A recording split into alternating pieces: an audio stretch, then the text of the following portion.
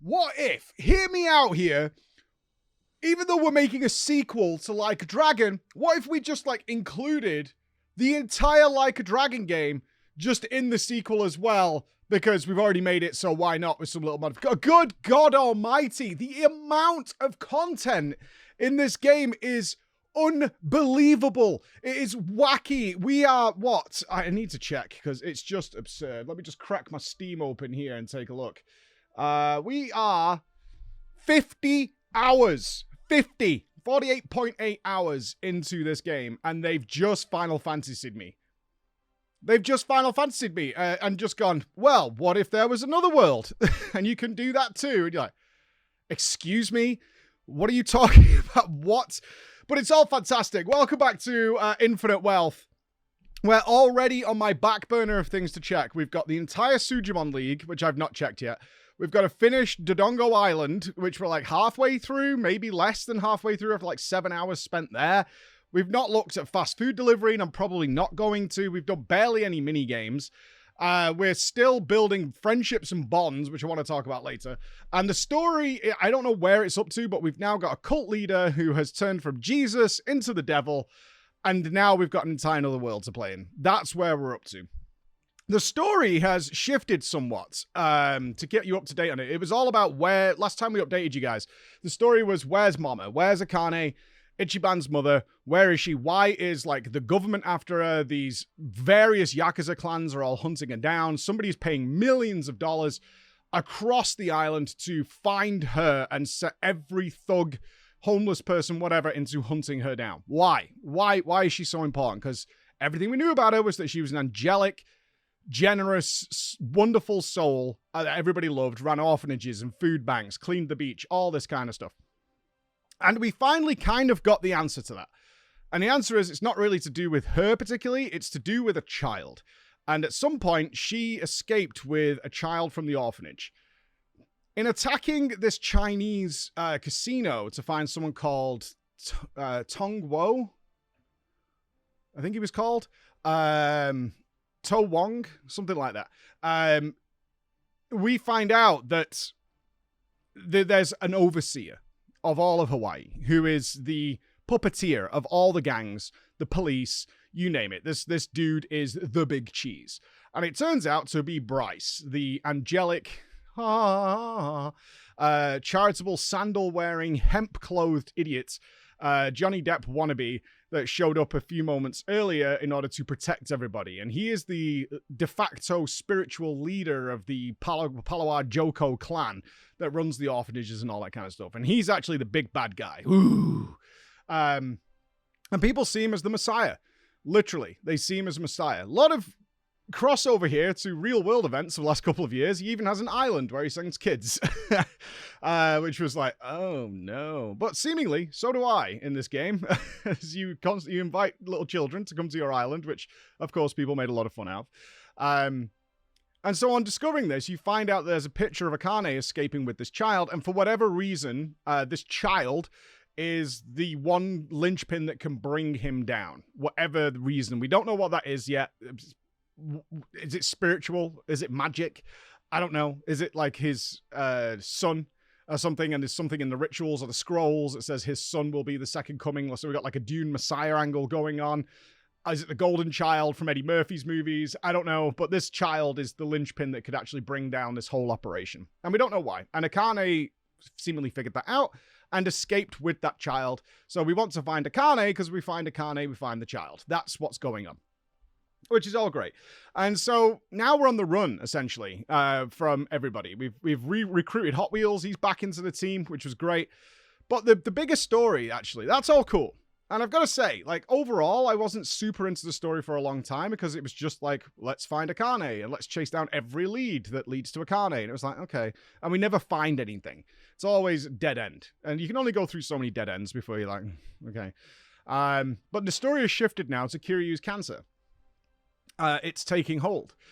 He's no longer able to fight. We had a great fight with Yumai in the forest, where Yumai set the entire forest on fire. It was a very epic scene where, out of character, I really didn't like this. Some people tried to, like, justify it. It felt very Dawn Trail to me. where I was like, nah, this doesn't add up for me. I get what you guys are saying, but that doesn't add up for me. Where we abandon Kiryu to the dogs. We throw him to the wolves, so we throw him to Yamai and all his goons to beat the crap out of him while we escape in the car. And I was like, Ichiban just wouldn't do that under any circumstances. Like, there's just no way. Like, Ichiban has, like, fought tooth and nail for Tomizawa while he had a gun pointed at his head. Like, this is just very out of character for Ichiban. But it was to set up the story that Kiryu is on his last legs. He ends up in a coma. We attack Yamai's headquarters, which was cool because they're trying to sort of manipulate Yamai into being a potentially sympathetic character, although he's clearly just evil as hell. Because he's got a lot of respect for Kiryu, knew who he was, actually had a doctor come in and take care of him while he was there. So at some point, I imagine Yamai is going to join or be someone we lean on to help.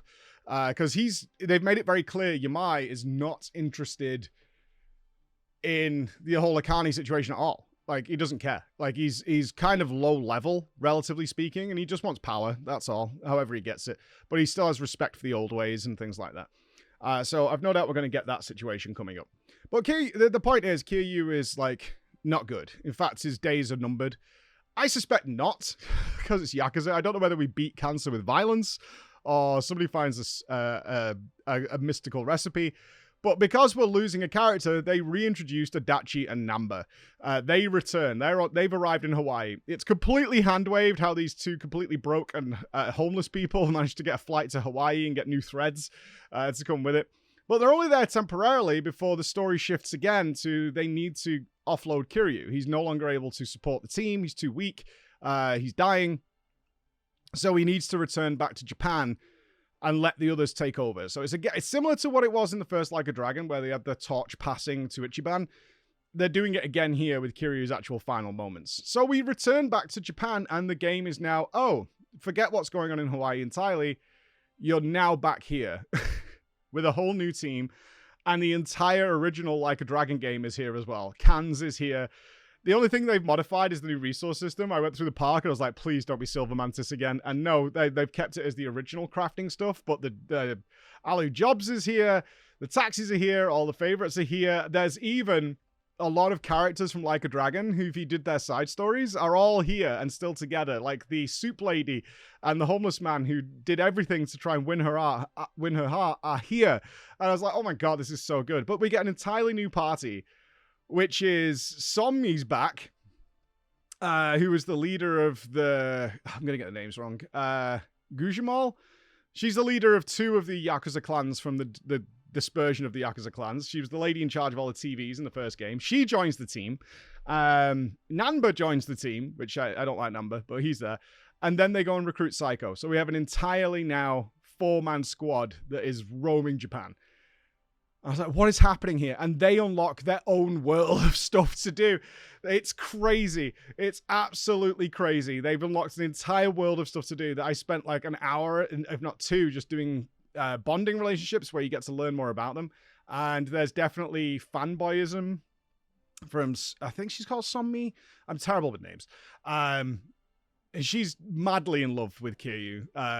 It's an infatuation is what I would say. She loved his pro wrestling. She was a fan of that.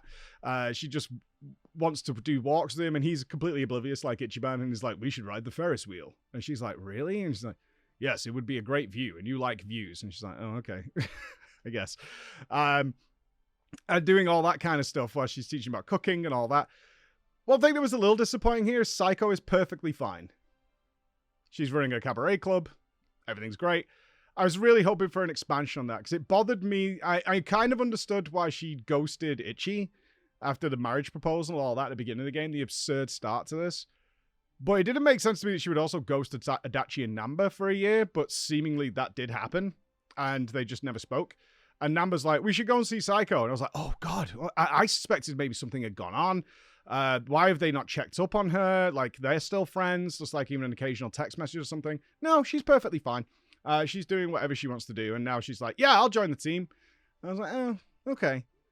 Would have liked something a bit more there. But she's just like, yeah, we'll get in. And there's almost like tension between Psycho and Sommi as to who's the more dominant woman, I guess, which I'm all for.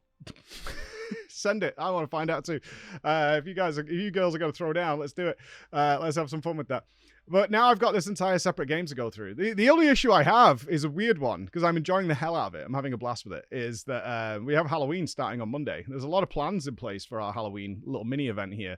And I feel like we're like a quarter of the way through the game at 50 hours. I don't know. So some serious hours are going to get put in at the moment. But right now, I don't even care about the main story. I've got this new team, which is really fun, that's doing a whole bunch of new stuff. So I'm going to play that out and see how that goes. Because even though we are somewhat on a time limit, I'm not going to rush the game either. I want to explore the things I want to explore. Like, there are things I'm less interested in, like the Sujimon League. I'm less interested in that. I'm not a big Pokemon fan. It's funny, but like I don't really want to invest in it. I do want to finish the island, though. Mainly to get some cash. So that's what we're up to. Wild. Absolutely wild. Like, this game is currently on discount. Like, go and get it, man. Like, it's just so cool. It's so cool. I'll see you again. Bye, guys.